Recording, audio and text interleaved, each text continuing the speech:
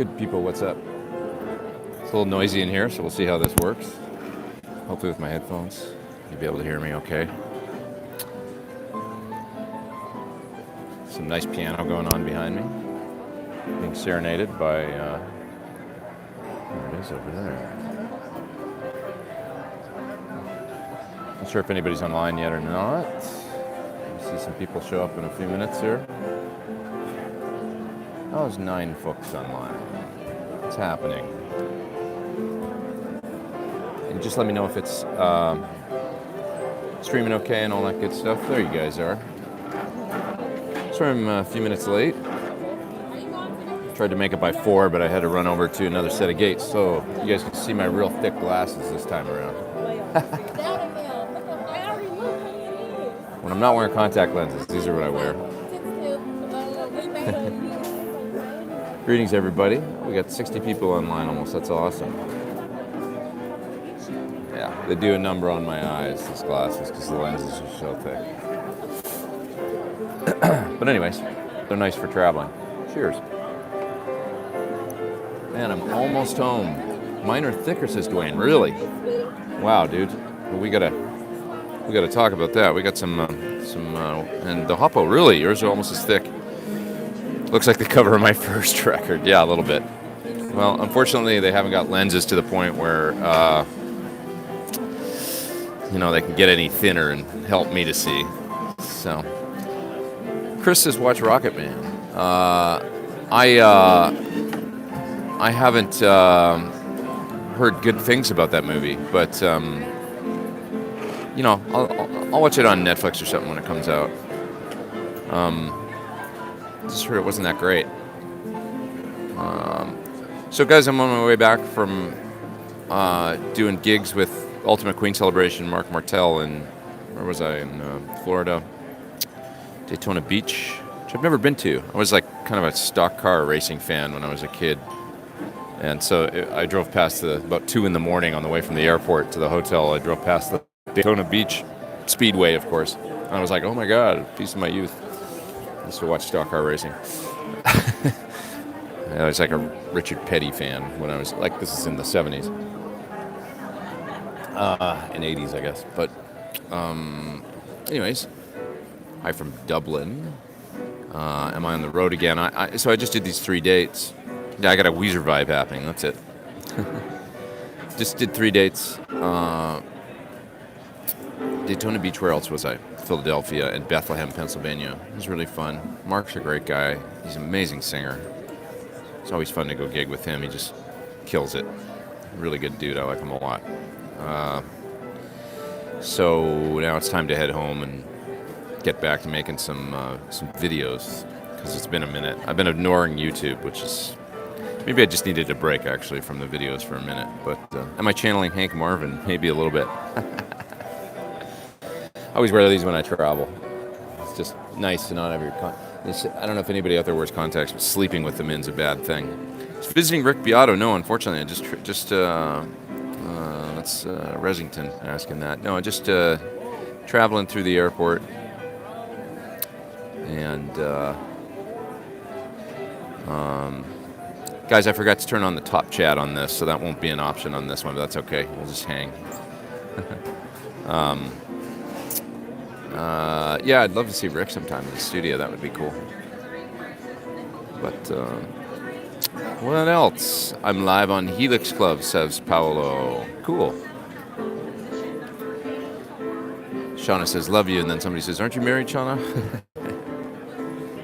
Shauna's a good soul. She's always stopping in here. Do I play any other stringed instruments other than guitar? I play bass guitar, but I played violin starting, to tell you the truth. That was my first instrument. And yeah, my favorite guitarist, says Elias. Thanks, man. What concourse is Larry? I'm in the E concourse. I'm chilling in the E concourse. I know that's a $20 glass. Not quite. I can hang all of you with Tone Talk on Tone Talk with Rick tomorrow. That's right. That's Lauren. So I guess Rick Beato is going to be on Tone Talk tomorrow around the time I was going to do this live stream. And so that was part of my reason, thinking maybe I'll just do it today. Close to the normal time I do it on Sundays anyway. And we got about 117 people online. It's nice to have you all here. Don't tell where you are. Well, I doubt anybody's in the airport or just flying. Maybe they are. Who knows? And Chris is asking about EVH and his health, because I guess that's in the news right now. He's a private guy. I talk to him all the time, but I keep it all private because he's a private guy. So I've known that dude for a number of years now, and I respect that relationship greatly, and he's a private guy, so I kind of keep our conversations private. Head over to Norway, says, it's Leo from Frog Leap. What's up, Leo? I miss you, dude. Let's hang. You know what, Leo? I might be coming over there, and I do want to talk to you, actually, about that, because maybe February, I want to see if you want to do a video or something. I meant to bring that up to you. I'm going to be doing some gigs, in the UK in January and February. I'll be on a tour there, and with a classic rock show. And after that, possibly making a trip over to Finland, Sweden. So we should talk. See if we can figure something out. Rohan says, have a great flight. Thank you. And Lawrence Petros has got a split. Nice to see you, man. Brazil, what's up? Someone can call in, make trouble for you. It happened on this dude live stream. What do you mean, Joe Harvey? Go hang with Leo, says Rick in Seattle. Let's see here. I sleep in my contact, has no detrimental impact on my fretwork, says Alan. My contacts are kind of special, dude. I mean, if you look at the lenses I wear, imagine how thick my contacts are. They're not normal. I can only go to a couple different places for contacts. So they're very expensive, and they're not the normal kind of ones that you can sleep in or anything like that. Did I bring a guitar? Yeah, that's Johnny Beck. I brought my red special on this trip. I just decided that the Brian May guitar was a little bit of a bear. As far as keeping it in tune, it's a little tough. I'm thinking about possibly having one made, because I do like his guitar, and it is a unique sound that you can't get any other way without that switching and those pickups, especially. So I've been thinking about having one made, but a little bit more, like, it doesn't have to be the shape of his guitar or anything, but with the pickups and the switching, and also the bridge that's on my guitar, the Wilkinson, so it'll stay in tune really well. That's kind of been something I've been thinking about doing. How do I handle effects in the loop with the Ampete? I don't actually use effects with the Ampete.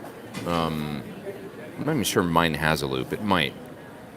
But I don't, it's just for studio switching. So any kind of effects I'm adding, I'm doing post. I mean, anything like that I can do generally with plugins like in Logic. But I have hooked it up that way. I made a video for one of his switchers like years ago, and I hooked it up with the effects in the loop and did all that stuff where you had to run.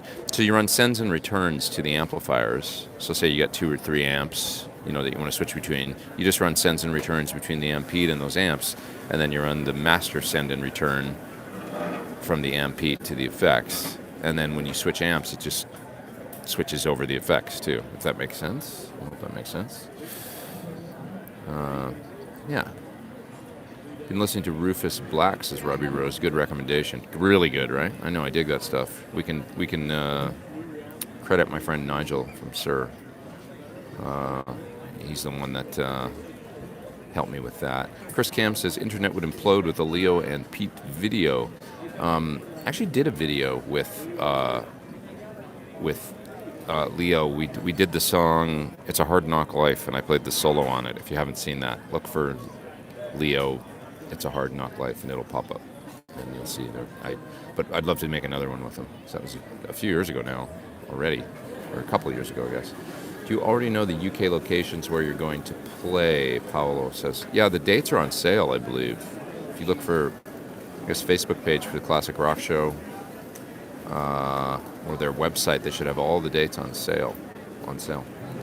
Which tube screamer type pedal would I recommend from Mesa Recto to brighten a dark amp?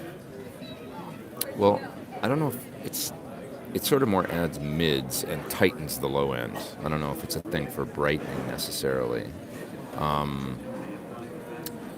But just a standard 808 or TS9 reissue would be good. The other one that I really like is the JHS. Is it Bonsai, I think it's called? The one that does all the different circuits. So you can look into that and see if that's something that you're into. I did a video for it, and I really quite like it. That pedal, really cool. Welcome back from your workshop, says Rob Jones. Thanks. Great video with Andertons. Thanks, man. Yeah, that one turned out good. I was really had a nice vibe. We just set up and turned on the cameras and started to go, and it has a very nice kind of loose, friendly, just kind of rolls along. Do I have my backpack guitar with me? No. My red one's in a road case. Who do I recommend most in LA for setups? Eric, Lush, Renson, or Neely? I don't know Neely, actually, but I've used both Eric and Renson. Both are really good. Yeah,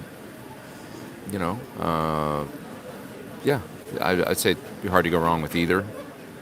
I've had guitars set up by other folks that weren't so good, and then I've taken them to Eric, and he's done a great job. And Renson's been a terrific, they've been at it for, God, I've been going to him for 20 years at least, I think.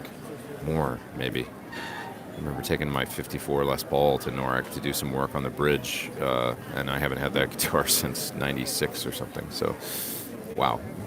Anyways, what kind of guitar cases do I travel with? SKB I series, and check them in with no worries. I just throw that guitar on the plane, under the plane, and they're great. So look for the SKB I series. Really nice cases. Any clinics coming to Michigan? Not that I know of right now. I do have a few coming up on the East Coast, like North Carolina, as well as in Pennsylvania. I was just left Pennsylvania. Now I'll be going back, I guess, next month. But there you have it. Can I recall if Two Notes Torpedo Reload has an ohm selector if you match it with your amp output? Say 8 ohms, and then it does... yeah, the Torpedo Reload does have an ohm selector, I think. Pretty sure. The Torpedo Live does not have an ohm selector, as I remember. It's a fixed 8. But I think the Reload does have a 4/8/16. I hope I'm not wrong about that, but that's my memory of it.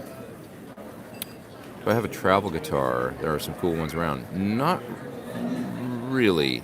I'd love to have an original Steinberger, honestly. That would be great. But what rotary pedals do you like, says Jamie. First ones that come to mind right off the bat are the Ventilator. That's a great pedal. I like the Strymon, kind of the Lex or the rotary that's in the Mobius. I really like the H9 rotary. I think it's terrific.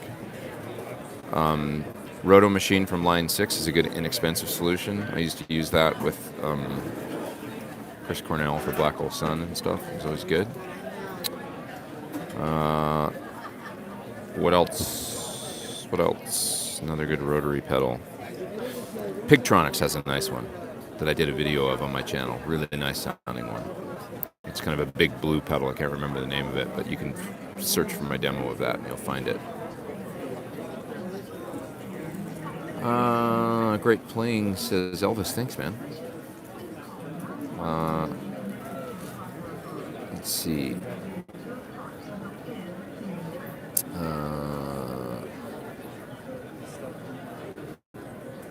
Let's see. Possible in the airport, no one recognizes you. Come on, Atlanta. There's guitar geeks everywhere. I occasionally get recognized in airports. Hey, I love your YouTube videos. That. which I always appreciate. When I get a new guitar, do I always start thinking about the next one? Says Alan. No.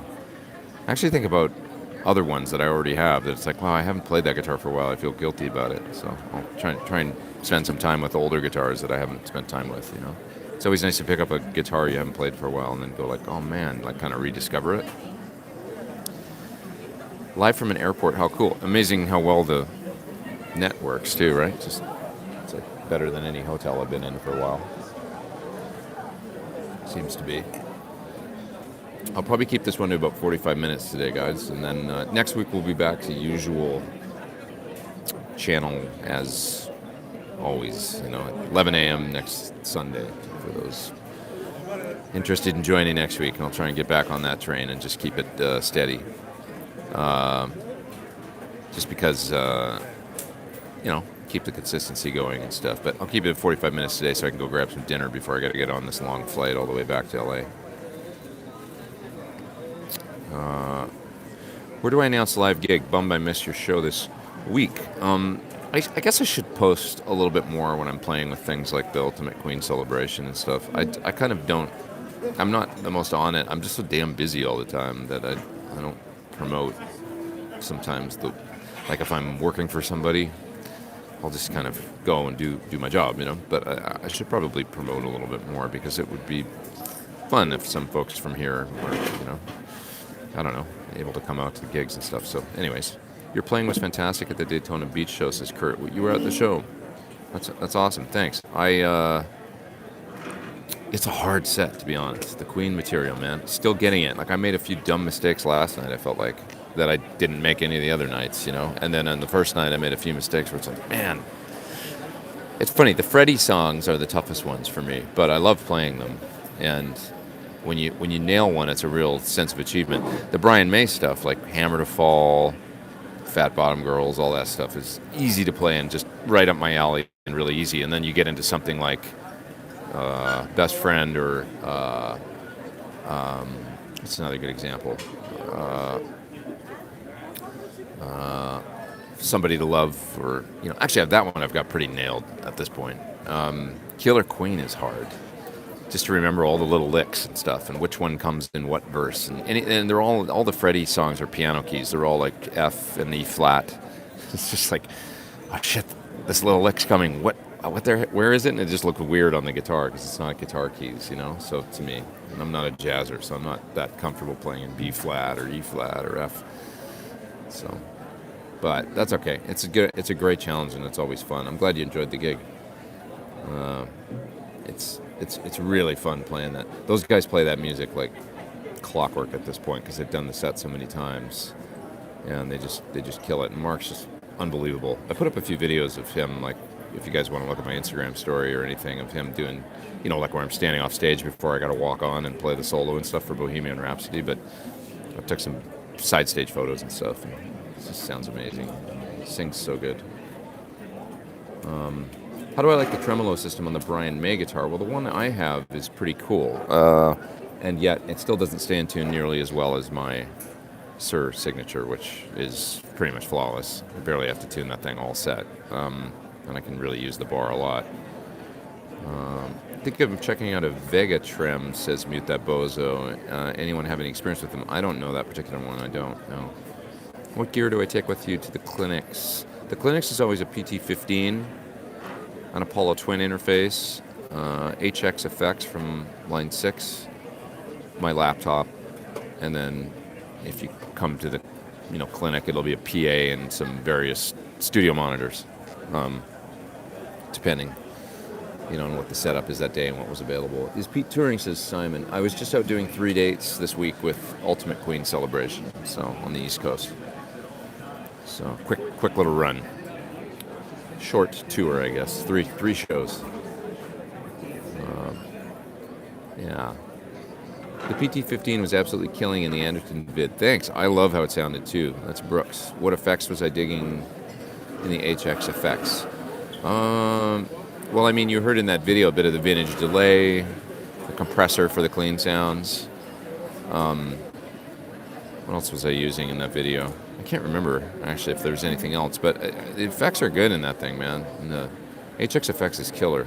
Great little all-in-one unit. I have no hesitations recommending that thing, and it switches the amp beautifully. Can I do a post? Says Paolo. It's not on my website, but it'll be on the. It's called the Classic Rock Show, and if you want to check that out, you could probably search for that on Google or something and find their website, and they'll show you the dates. But yes, I will do a post. You're absolutely right, and I need to get those dates up on my website, so I'll do that. Have I ever thought about doing a fully matte satin or mostly raw signature model, says Modern Vintage? No, although I really enjoyed playing a Modern a few years ago that was a raw finish. It can be a nice thing. It's just not really my thing. I love the kind of the hot rod colors that you see my signature guitar in.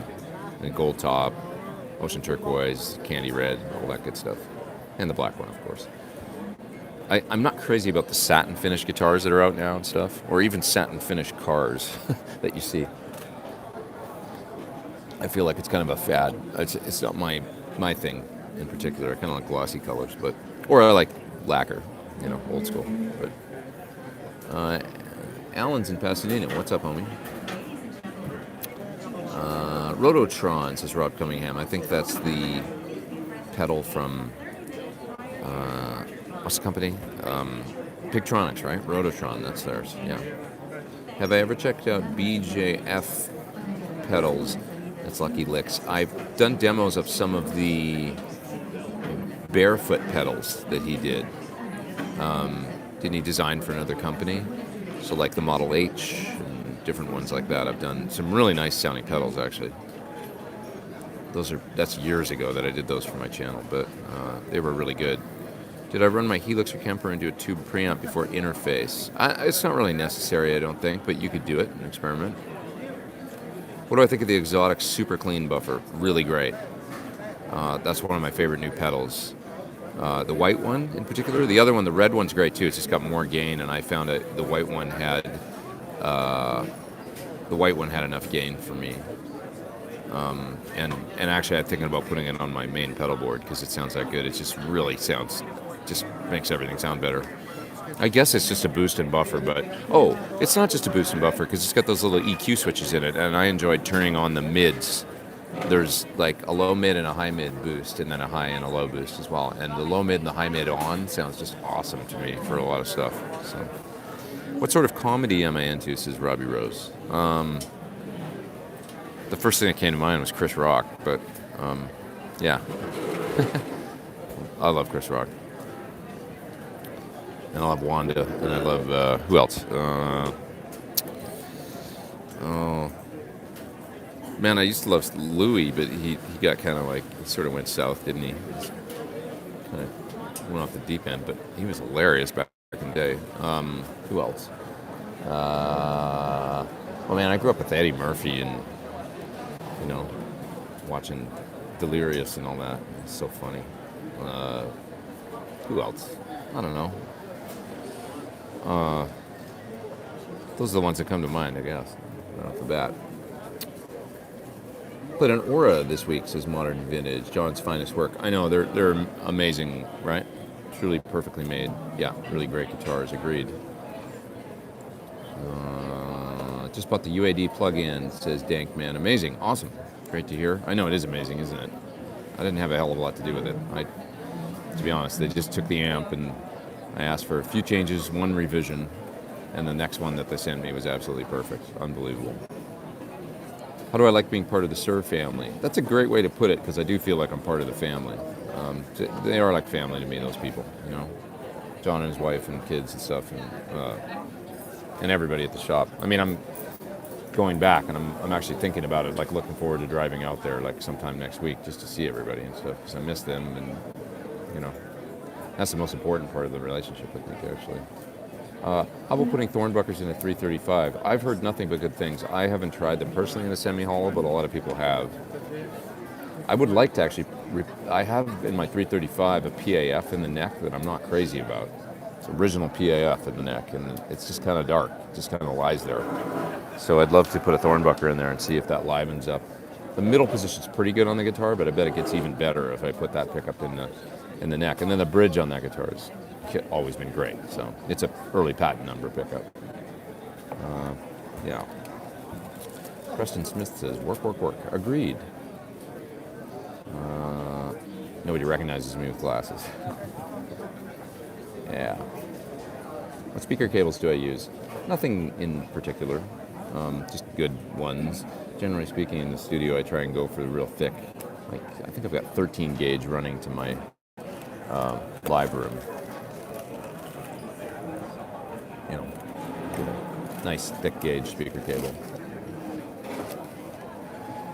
And that's helpful. What else do we got here? Marty V's asking, Queen sessions are highly copyrighted. I don't know. I'm not sure, actually. Chris says, where were you when you shared the giant sailboat? Oh, I was by the... I was in Philly. It's like a restaurant down in Philly by the Maritime Museum. Actually, there's a big submarine down there and stuff, too. Pretty cool down there. Staying at a hotel right there. Modern Vintage says, do you keep the studio guitars in cases when you're not there? What do I keep the temperature and humidity at? I don't think about any of that stuff. The guitars just sit there and, you know, figure. If they've been around this long, they'll last another. Guitars, to me, are pretty resilient to heat and stuff. Acoustics are more of a problem. I mean, having a humidifier is a good idea with those for sure and stuff. Oh wow, the Top Jet is working. I didn't know it would work actually, because I didn't enable it, but it seems to be working. Leon says, "Hey Pete, thanks for all you do in the guitar community. You're some man."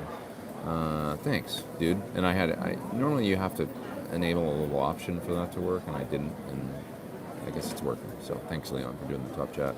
I was wondering if you had any tips when going from the original Cocoa Boost to the reloaded version. I haven't actually directly compared them. How do you feel about it? Do they sound different to you? I'd be interested in that, actually, because I have no idea. I don't have a reloaded. I have the two of the original big box version. So. But I have used the reloaded on clinics where it's just been there, and I've plugged it in, and it definitely sounds pretty much the same to me. So, if I could only have one Strat, Sir, or Fender Custom Shop, I'm thinking of Maple Fingerboard, says Christopher. Well, I'm a Sir guy, so, but I love Fenders and stuff too, old Fenders. And, you know, a good guitar is a good guitar. Whatever speaks to you, but I'm a Sir guy. How was it working with Mark Martell? He was amazing. He's great, man. We actually shared a car on the way to the airport today, so we had a long talk because it was about an hour drive. He's just a good dude. I really like him. Works his ass off. You know, he's just a hard worker, and man, he kills it on the vocals. Amazing singer. A lot of people don't know. I mean, he's, you know, got a long career and played in bands, and he's a guitar player, and you know, before he ever did the Queen thing, he was, you know, he's been in many bands and stuff like that and done stuff, and then just so happens he could sing like Freddie and play piano really well and all that, and he uploaded that video of Somebody to Love to the internet, and it just blew up, and the rest is history. But YouTube sucks at telling me when streams are live, says my knees hurt. Yeah, I did this one kind of off the cuff today because I realized I had some time in the airport here in where am I? Atlanta. And that had a layover, so it was going to work. So I thought I'd just get online and do it. Have I ever seen Brian May with Queen? I haven't. I never saw Queen live. I would have loved to have seen Queen live. Unfortunately, I never did. Loved your interview with the captain. Great stuff, says my knees hurt. Thank you.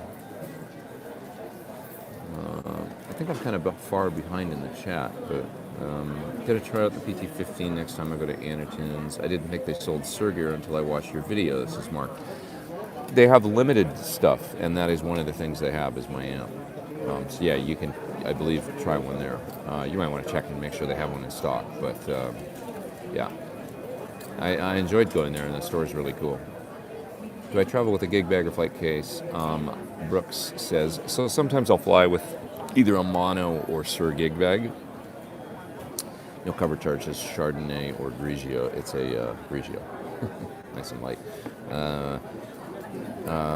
But today I'm flying my guitar in the SKB I series case that I actually bought in Japan a few years ago, and I love that thing. It'll fit a Strat or a Tele shape, and I throw the guitar in there and just don't even worry about it.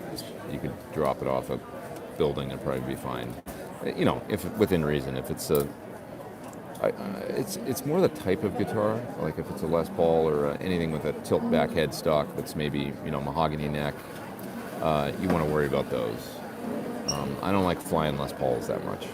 I've got a great flight case though for Les Paul, and I don't worry about it in that. So I've got a A&S case for a Les Paul that is super solid, and just detune the strings a little bit if you fly a Gibson style guitar, and make sure you get a kick-ass flight case for it, and you should be okay. But anything that's a Fender style neck, just get that SKBI series and throw it under the plane. Don't worry about it. I will say this, that my gear didn't make the plane both flights out on this one. American Airlines kind of... I have mixed feelings about it, because it's like my gear didn't make my connection going out, and of course I need the gear the next day, so it's like now you got like, oh shit, what's going to happen? But I got an alert on my phone right away because I'm on their app and stuff. So as soon as I landed, it says your gear didn't get on the plane, or not your gear, your luggage didn't make the flight. But they give you an update immediately of what flight it's on, so you know what's going to happen. And as luck would have it, there was an hour later flight leaving that my gear got on, and so I just waited around the airport for an extra hour. And then the next day after the gig, I flew again to the next city, and once again my gear didn't get on the plane, American Airlines. But they sent me the alert, and it was an hour once again till the next flight. So I went and had lunch, and I managed to get a Philly cheesesteak that was gluten-free, and that wouldn't have happened. So it's all gravy. It's okay. I would like to see one of your guitars in purple. That might be a little too flashy for me, but I can see that. You're making me think about it now. Interesting. Like Larry Basilio's guitar, right? That'd look cool, actually. Purple top with black back. Hello from Japan, says Shota. What's up, man? How are ya? I was just reading I was working on my hiragana and katakana on the plane. So your thing says Shota. I don't know what this means, but it says no. Oh, that's kanji, so I can't read that. And then the last two are kini. The last two characters, kini, in your name there. Do not touch Louis. Yeah, right. I know, right? Don't even mention him. I know. Well, we can mention him. He was a good comedian, and then he just kind of went off the deep end, didn't he? It is sad. I know you're saying he was so funny and smart. He was. I don't know what. He just, it's like, dude. Anyways, it's enough about that. I won't mention him again. Dave Ryan says, if I could only have one delay-capable pedal, what would it be? Well, it would probably be a jack of all trades. If I can only have one. Something along the lines of a H9 or something. Because then I could get a bunch of different delay sounds and stuff. I saw a band play last night, actually, for a minute. We went out and ended up at Speakeasy after the gig last night in Bethlehem, which was amazing. It was an amazing Speakeasy. And then after we went there, I just stopped for a second in this pub, and there was a band playing original music in there that was killing, dude. Awesome sounding, actually. I put a couple clips on my Instagram story. But the guitar player ended up playing the solo, and he had an H9 on his board, and I think he was using it for delay, and he had a great sound, actually. He was using a Mesa of some sort, maybe a Triple Crown or something. And he went into this spacey kind of Space Jam solo with all this delay, and I think he was using an H9. It sounded really good. It was cool. Did I ever work with Warren Zevon? No. My friend Frank did, though, who I've mentioned in some of my... he used to play with Warren Zevon. Well, what was London? Yeah. Okay, so I'm way back in the chat. Glenn says I'm in the airport bar. Yeah, just in the center of the concourse in the airport here. I'm going to find some dinner in a few minutes and hang out. I'm going to go about another 10 minutes or something and then split. But Pete, thanks for the tip on Rufus Black last week. Killer band, says Jason. Yeah, anybody that hasn't checked out Rufus Black, check them out. They're really badass. Great tones, great guitar playing, really cool production, good songs, all good stuff. Okay, Carl Wagner says he's looking for a small footprint compressor to help with his clean tones. Looking to JHS, Whitey Tighty, any other suggestions? The Wampler Ego is the one I have on my board, the Mini, but I also have an Exotic SP, and it's nice too. I like them both, about equal. Both sound really good, so check those. Where do I like to place the fuzz in my chain, including effects loops, says Dano? Fuzz generally comes really close to the beginning. It's in loop 2 on my switcher, my Hyper Fuzz. You want to put it, generally speaking, before delay, and I've done videos on running delay into overdrive and stuff like that, but running a delay into a fuzz would be just insanity. So generally speaking, you want to put it up front, and especially if it's germanium or something, you want to put it, generally speaking, in front of any other pedals that have buffers that aren't true bypass. So as close to the beginning as possible is a general rule, and then just experiment beyond that. Haven't got the Reloaded, but love the original and want to save some space, is Leon, speaking about the Pelco, I guess. Yeah, I think the Reloaded will be fine for you. It struck me as having the exact same sound without a direct AB. Renee says, what do I think about the new Yamaha THR2? Looks really cool. They seem like great practice tools. Dan Pfeiffer says that Atlanta Airport sucks. It's a beast, right? I mean, it's just a beast of an airport. Huge. So my sister introduced me to Maiden and Priest. Yes, that's right. This is Rich Monks. Yeah, she was a huge metal fan. Ozzy, Maiden, Priest, Thin Lizzy, early Metallica, Slayer. She loves Slayer. My sister's, you'd look at her and you'd be like, what? But no, she's a metal, that was her deal. Old school metal. Rich says she's still single now. She's married. She's married. She found a dude that is into the same kind of music. So she's a really brilliant girl, and still lives up in my hometown of Edmonton and stuff, and a few years older than me. So my older sister. Richard says, hey Pete, this is awesome. I get to watch football and you at the same time. Fantastic. Rocking the stream from the airport. Sleepy Swede, says Mikhail. What's up, man? Go to bed. Ben Coombs is in the house, I think. He probably didn't know I was going to be here today. Sorry, Ben. Nice to have you here. Nerd Halen is here. What's up, man? My top 3 favorite all-time guitarists. I'm going to go Eddie. And, oh geez, that's a tough one, actually. It's more like current, I would say current, maybe like Eddie Gilmore, and, it's so hard to pick. I don't know, to be honest. I mean, Pete Townsend was the original reason I picked up a guitar, so we got to include him. And I get to go to a Who show at the Hollywood Bowl in about a week. And I hope I meet Pete. I think it's going to happen because my buddy John plays bass in the Who now. So I think it's going to happen. I just want a photo with Pete. I just want to tell Pete. It's like, you're the reason for all this misadventure. You're the original reason. And he'll probably be like, oh, fuck off. I think that's what he'll say. Anyways. All right. Let's see. I'm going to hang about another 10 minutes or something like that, and then I'm going to split, guys. Effects-wise, how is the Axe FX 3 versus H9000 at more than 1/3 the price? Great question. Never tried an H9000, so I don't know. Axe FX 3, one thing I'll say about all the Axe FX units is the effects are fantastic, in my experience.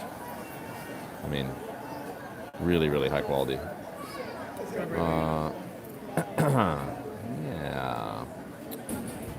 I use the Carl Martin Plexitones a lot in sessions where I don't know what amp I will get. Is the Panama worth a closer look, or is it rather similar to the Plexitones? That's a great question.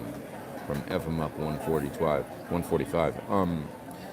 You know, in my estimation, it's probably a little more versatile because of the ability to tame the high end on the pedal, I think. So I think the Panama might help you be able to use it with different amplifiers, like maybe brighter fenders and stuff. Really good sounding pedal. The new Elbow album is interesting. A great band, says Alan. I love Elbow, so I got to check that out. I heard one song on KCRW the other day, and I loved it. Anybody ever listen to Elbow? Love them. Been listening to them since 2001, since their first record. I saw them live, open for Pete Thorn, not Pete Thorn, Pete Thorn. I saw Elbow open in great background. Yeah, I know, it's great. It's awesome, right? You guys want to see the people? I don't know, just chilling in the airport. Anyways, Elbow opening for Pete Thorn. Good show. Let's see. What are my thoughts on stereo versus wet, dry, wet? It's easier. What do you lose tonally only running stereo? Not a hell of a lot, but if you're of the Scott Henderson sort of mentality, if you want to be a real purist, maybe putting delay and reverb and stuff into the same speakers your dry signal is in makes it a little disconnected. He likes the connection, I think, as does Landau, I think, of having dry guitar in a cabinet and that kind of, feedback and the way the guitar interacts with the cab and all that stuff. I haven't messed with it enough to know, but I think there's something to be said for that. So with wet, dry, wet, the disadvantage being you got, a stereo wet signal to deal with, blending. How do you mix that with your, do you mix in dry into your wet cabs? Do you not? Phasing 3 microphones potentially, 2 microphones if you just do a wet, dry, mono, wet thing. It can be confusing for sound people. They don't understand how to deal with it sometimes. I moved away from it, wet, dry, wet. But I love the lo-fi way Scott Henderson does it. I'll say that, and I believe maybe Landau does the same thing. I didn't know that, but somebody told me the other day that's the way he does it too, which is mixing, like you just use the effects 100% wet and you plug them into a second amplifier right into the front end. So, and that's the way Henderson does it, or Fender Hot Rod DeVille or whatever, and I was told that's the way Mike does it too.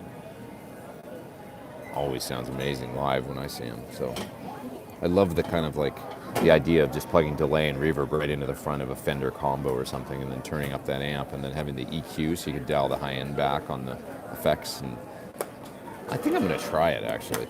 That's the type of rig I've never done. Maybe it's amazing.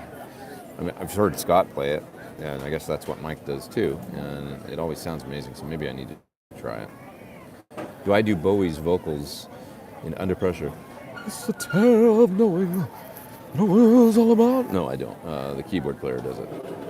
Somebody just looked at me funny when I did that.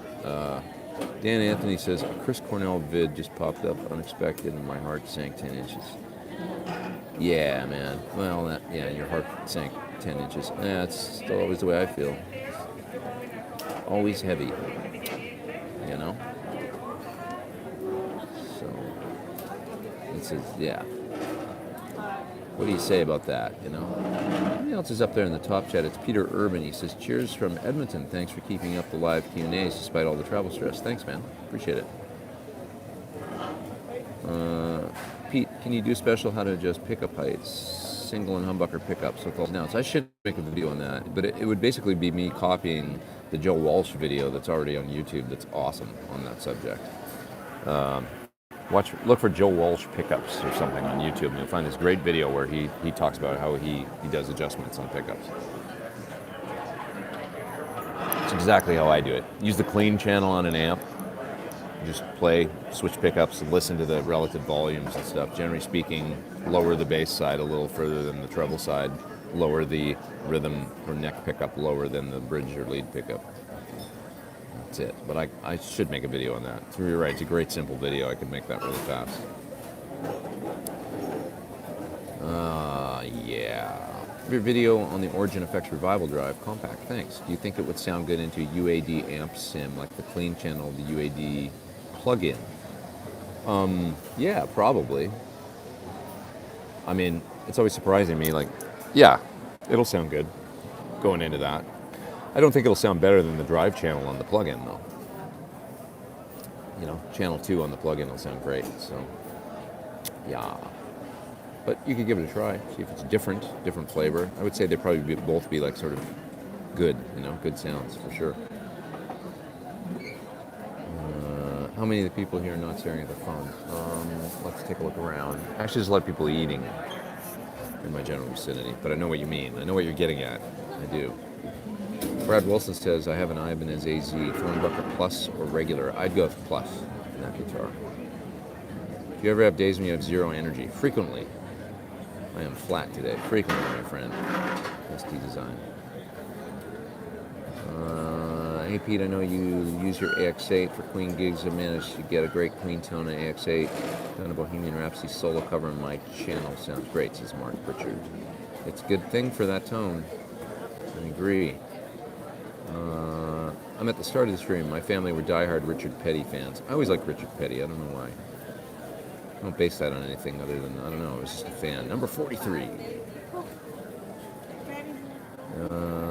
I know y'all have watched 80s movies. Hit me with them. Breakfast Club, Better Off Dead, Say Anything, The Goonies, Weird Science,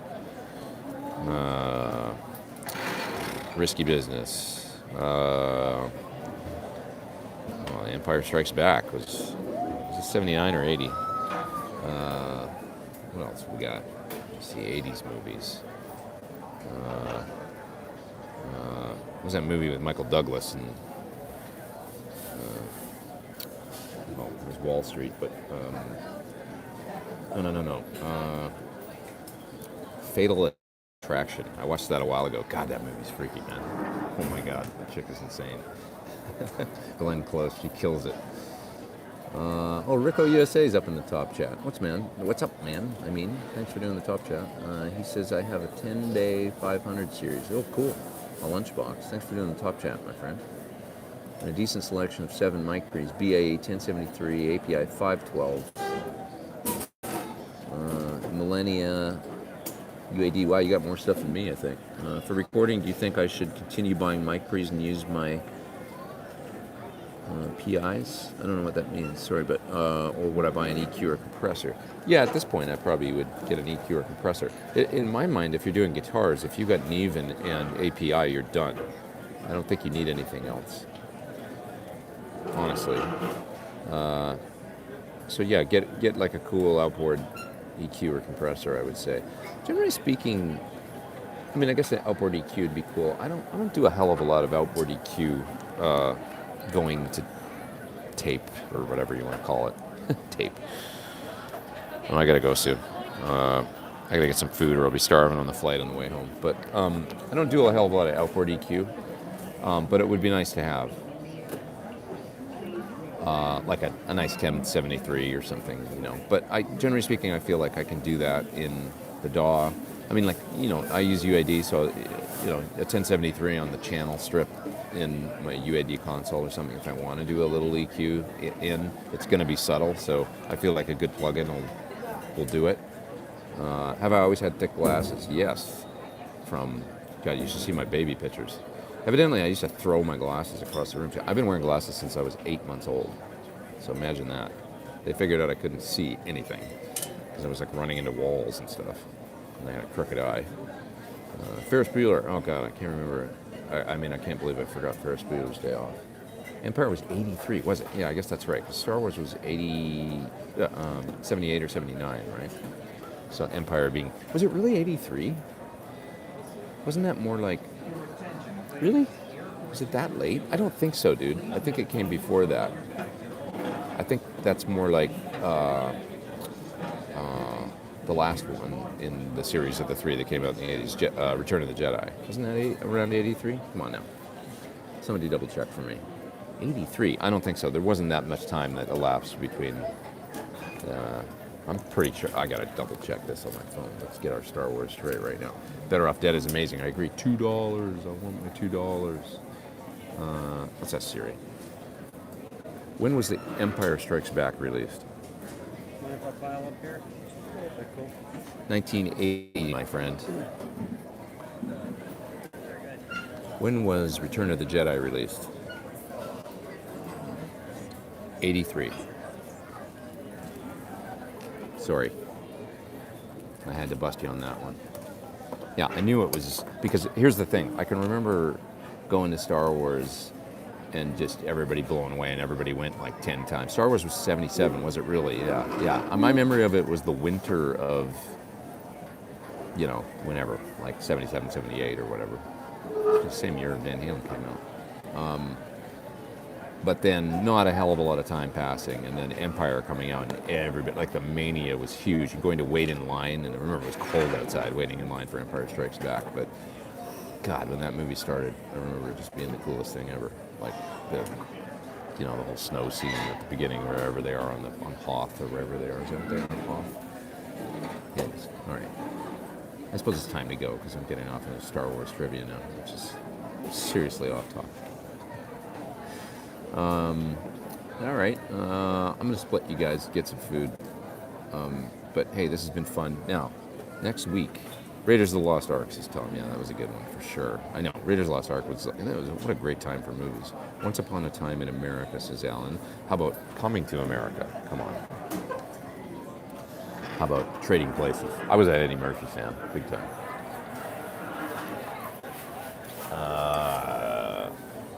All right. I'm going to go. But yeah, I'll see you guys next Sunday. It's the usual time, the usual place, in the studio. Back on track for at least a little while. I won't have any trips or anything coming up over the next 6 weeks or so. But I do thank you for being here. And you guys are amazing. We've got 241 people online for a sort of impromptu live stream, and I can't thank you enough.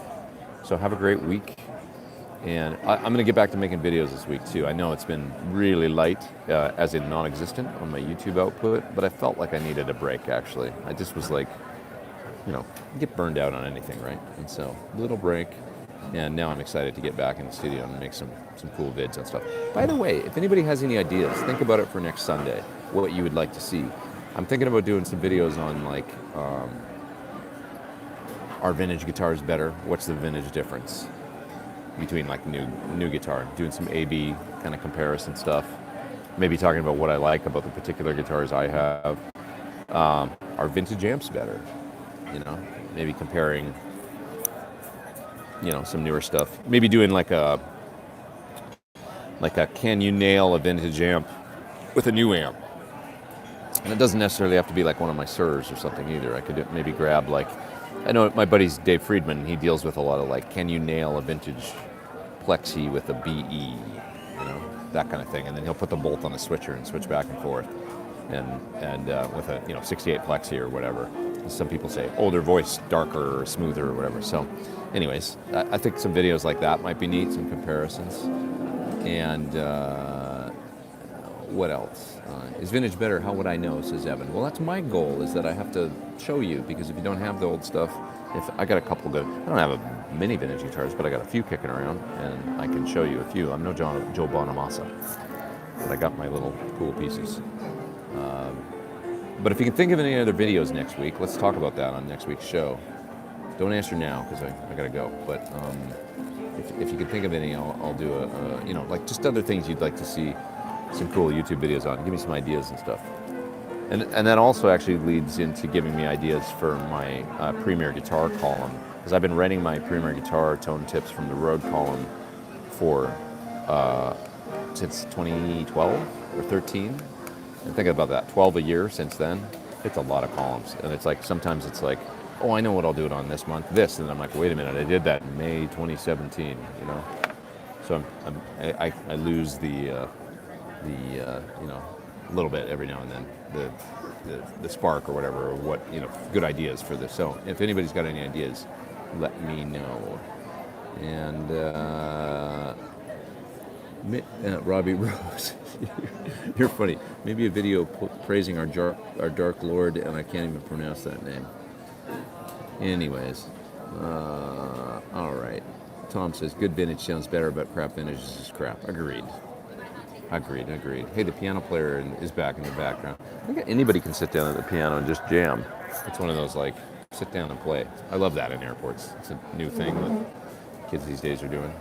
Kind of nice. Okay, how do I end this stream? Oh, there it is. Okay, you guys, have a great week, and I'll see you next Sunday from the studio back at home. All right, bye.